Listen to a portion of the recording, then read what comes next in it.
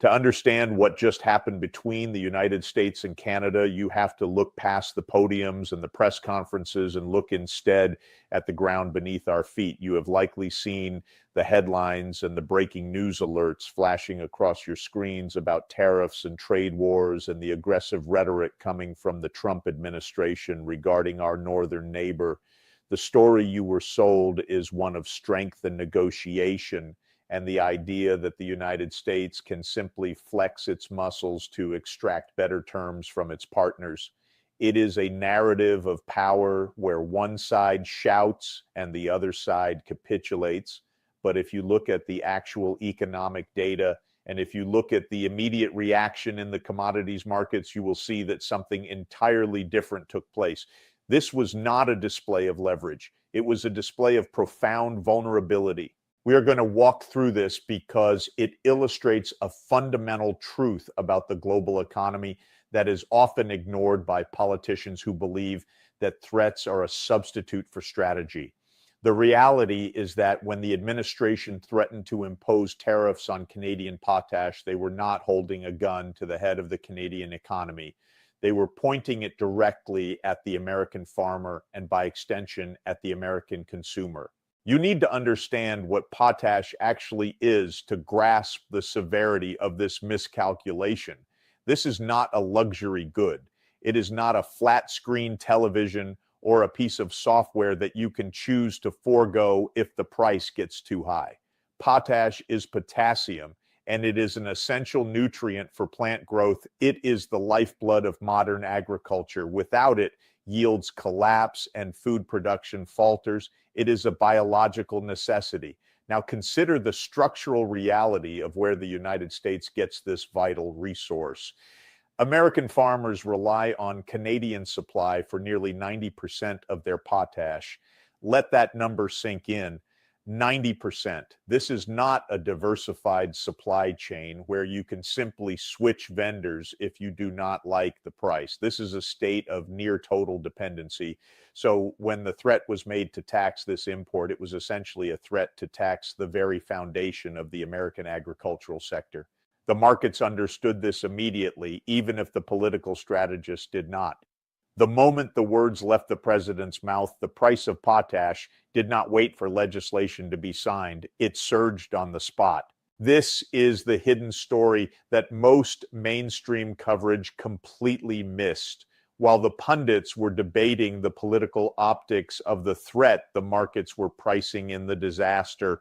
Fear is a powerful economic force, and the mere suggestion of a disruption in the supply chain caused prices to skyrocket. And who paid that price? It was not the Canadian mining companies. It was the farmer in Iowa and the grower in California and the producer in the Midwest who suddenly found themselves staring at a balance sheet that no longer made sense. This is what we call an own goal in the most spectacular fashion. You have to ask yourself why a political administration would choose to attack a supply line that is so critical to its own domestic stability.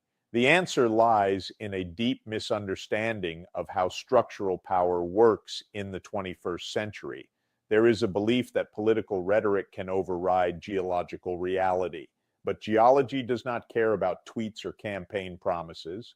Canada controls the largest high-quality deposits of potash in the world. That is a geological fact that no amount of posturing can change. When you look at this situation, you are seeing a collision between the illusion of political authority and the hard wall of economic reality. The surface story was that the United States was getting tough on trade. The reality was that the United States was exposing its jugular. This is a classic example of what happens when economic policy is driven by performative conflict rather than a sober analysis of supply chains. We are seeing the consequences of treating trade relationships as zero-sum games, where for me to win, you must lose. In a deeply integrated global economy, and especially in the integrated North American economy, that kind of thinking is suicidal. You cannot blow up the bridge you are standing on and expect only the other person to fall. The immediate blow to the U.S. economy was a self-inflicted wound. It was a tax on American production levied by an American administration in the name of protecting American interests. The irony should not be lost on you. Lost. We often talk about the invisible hand of the market, but here we saw the very visible hand of political incompetence. The Canadians, for their part, did not need to shout. They did not need to issue counter threats or engage in a public shouting match. They simply had to wait. They knew what the American administration evidently did not, which is that the United States needs Canada far more than Canada needs the United States in this specific sector. This is what structural leverage looks like. It is quiet, it is stable, and it is incredibly powerful. While the U.S. side was busy creating chaos and driving up costs for its own citizens, the Canadian side was calmly strengthening its trade relationships and preparing precise countermeasures. They understood that the leverage provided by essential resources outweighs the noise of political bluster. You have to realize that this event is a microcosm of a much larger systemic failure. We have entered a period where economic statecraft has been replaced by economic bullying, but bullying only works when you actually hold the power. In the case of critical raw materials and essential resources, the power lies with the producer. By threatening Canada, the administration did not demonstrate strength. They demonstrated a lack of basic economic literacy. They showed the world, and specifically they showed the markets, that they do not understand the fragility of their own supply chains. This kind of volatility is poison for an economy. Farmers cannot plan for the future when input costs can double overnight because of a political tantrum. Businesses cannot invest when the rules of trade are being rewritten on a whim. The stability that is required for long-term economic growth was sacrificed for a short-term media cycle. We are going to go deeper into who benefits from this kind of chaos, because it is certainly not you. It is not the family scrambling to pay for groceries, which will inevitably rise in price as farming costs go up. It is not the rural communities that depend on a stable agricultural sector. There are interests that thrive on this kind of instability, and we need to identify them. But first, you must accept that the official narrative of protecting American industry was false. You cannot protect American industry by cutting off its raw materials. You cannot make America wealthy by making its food production more expensive. The fundamental disconnect here is between the narrative of national self-sufficiency and the reality of interdependence. We are told that we can stand alone, but the potash crisis proved in a matter of hours that we cannot. The system is linked. The borders are permeable to prices, even if we try to close them to goods. When you slap a tariff on a critical import, you are not punishing the foreigner, you are punishing yourself. This brings us to the question of why this strategy was employed at all. Was it sheer ignorance, or was it a calculated distraction?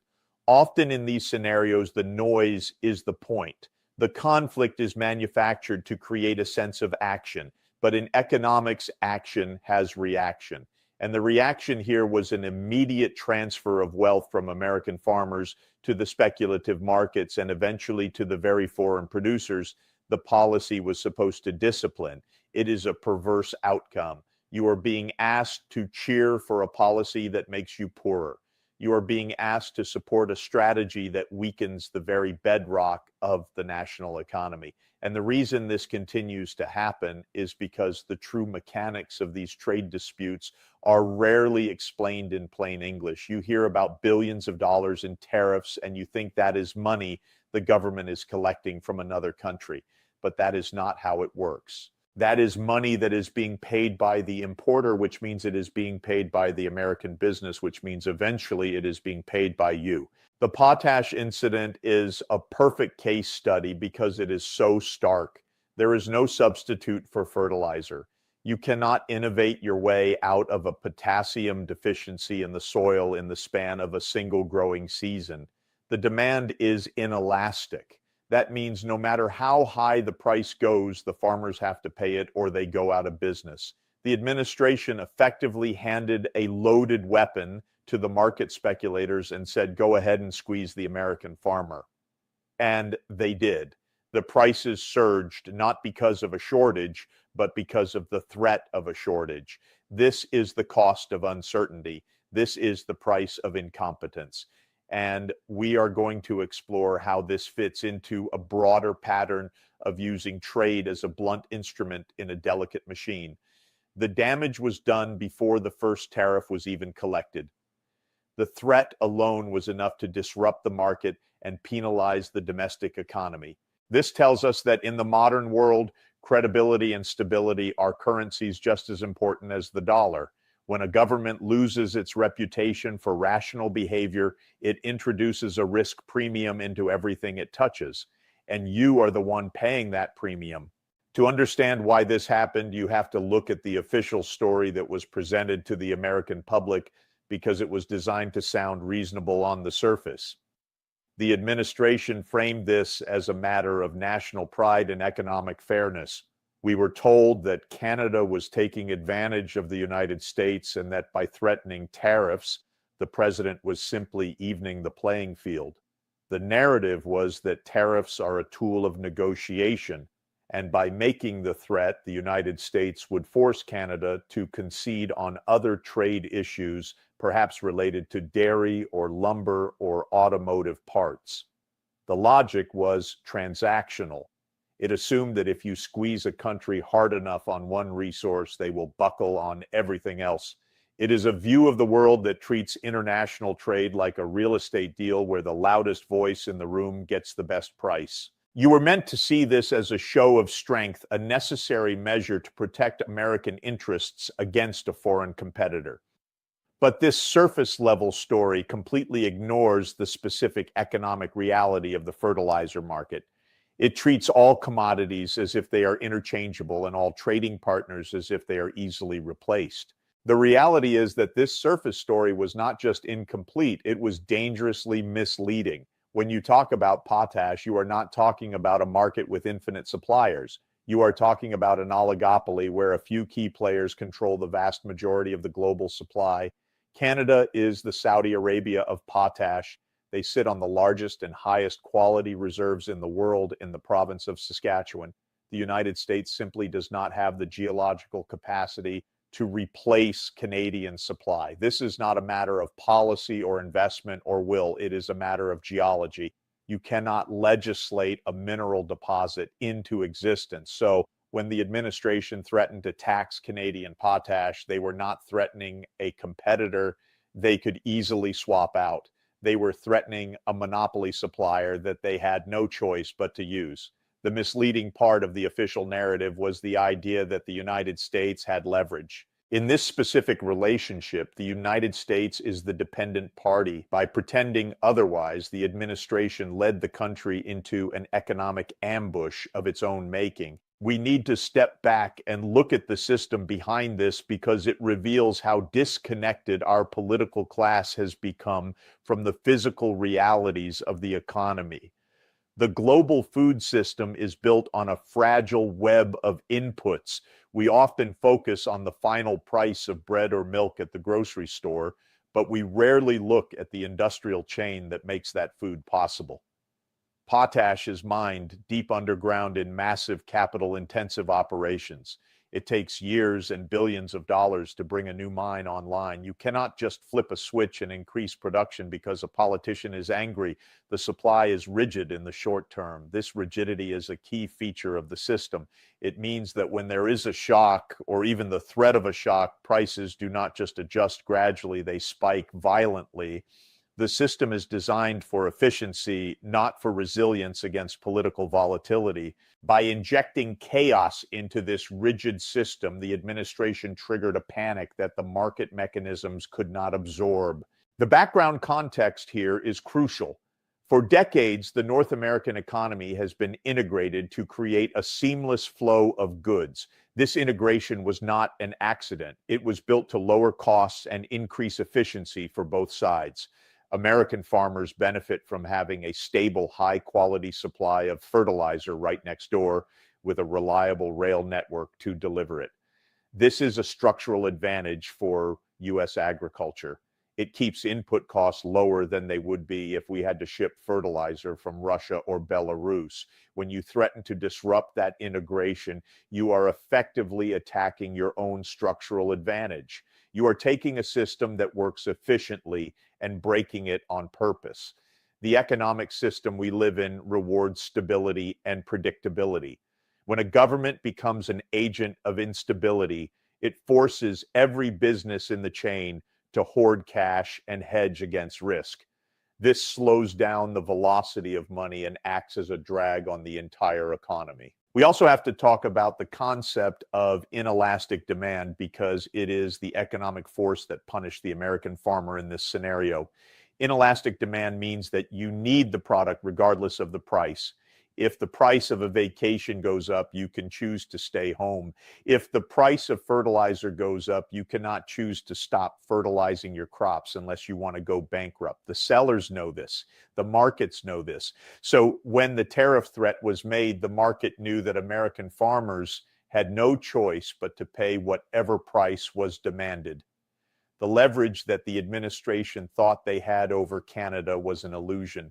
The real leverage was held by the geology and the market structure. The Canadians understood this perfectly. They did not react with anger. They reacted with the confidence of someone who holds the only key to a locked door. They knew that eventually the United States would have to back down or destroy its own agricultural sector. This brings us to the question of who actually pays for these kinds of political theatrics. In the complex machinery of global trade, costs are rarely absorbed by the people at the top. They are passed down the line until they hit the person with the least power to resist. In this case, the costs were passed instantly from the speculators to the distributors and finally to the farmers. The mining companies in Canada did not lower their prices to absorb the tariff threat. Why would they? They have a product the world needs. Instead, the uncertainty premium was baked into the price paid by the American end user. This is a classic example of how protectionist rhetoric often achieves the exact opposite of its stated goal. Instead of protecting the domestic economy, it exposed it to a price shock that drained capital from rural communities. It was a wealth transfer from the productive economy of the heartland to the speculative economy of the trading floors. You must also consider the geopolitical aspect of this system. The United States has spent decades building a global order based on rules and trade agreements. These agreements are supposed to provide a framework where disputes can be settled without resorting to economic warfare. When the leading power in that system decides to ignore the rules and use raw coercion, it weakens the entire structure. It signals to other nations that agreements are worthless and that only power matters. But as we saw with the Potash case, power is relative. You may have the biggest military and the largest economy, but if you do not have the potassium, you are still vulnerable. The Canadians showed that structural power based on control of essential resources is far more durable than political power based on bluster. They utilized their resource dominance quietly and effectively. They did not need to make a scene because the market was making the point for them. The system of capitalism we operate under is often described as a free market, but in reality, it is a system of power relations. The relationship between a monopoly supplier and a dependent buyer is not a relationship of equals. It is a relationship of structural dependency. The administration tried to pretend that this dependency did not exist. They tried to act as if the United States could dictate terms to reality, but reality always wins in the end. The Potash crisis was a harsh lesson in the limits of political will. It showed that you cannot bully a supply chain that you do not control. It revealed the arrogance of a worldview that sees trade as a battlefield rather than a network of mutual needs. And while the headlines have moved on to the next outrage, the structural vulnerability that this event exposed remains. We are still dependent. We are still vulnerable. And as long as our leaders refuse to understand the basic mechanics of the resources we rely on, we will continue to be the ones who pay the price for their ignorance. This is not just a story about fertilizer. It is a story about the hubris of power and the unforgiving nature of economic gravity. Now we need to ask the most important question in political economy, which is simply who benefits and who pays. When a policy like this is announced, the administration will tell you that the foreign country pays. They want you to believe that the tariff is a bill sent to Ottawa and that the Canadian government will somehow write a check to the US Treasury. But that is simply not how tariffs work, especially when we are dealing with essential raw materials. The Canadian potash producers did not pay for this threat. In fact, if you look at their position, they likely benefited from the chaos. When the price of a global commodity spikes because of supply fears, the people holding the inventory see the value of their assets go up. It is a perverse outcome where the threat intended to punish the supplier actually increases their market power. The real winners here were the speculators and the trading houses that thrive on volatility. Stability is bad for speculation because if prices are predictable, it is hard to make a quick fortune. But when a government throws a hand grenade into a supply chain, the markets go wild and the traders who know how to ride the wave make millions while the real economy suffers. Who pays is a much more tragic story. The bill for this political theater landed squarely on the desk of the American farmer. You have to understand the economics of modern farming to see how devastating this is. Farming is a business of high volume and razor-thin margins where a farmer borrows money to buy seeds and fuel and fertilizer in the spring, hoping that the harvest in the fall will cover those costs and leave a little bit left over to live on. It is a gamble with the weather and the global markets every single year. When the price of a primary input like potash surges, it does not just eat into profits, it can wipe them out entirely.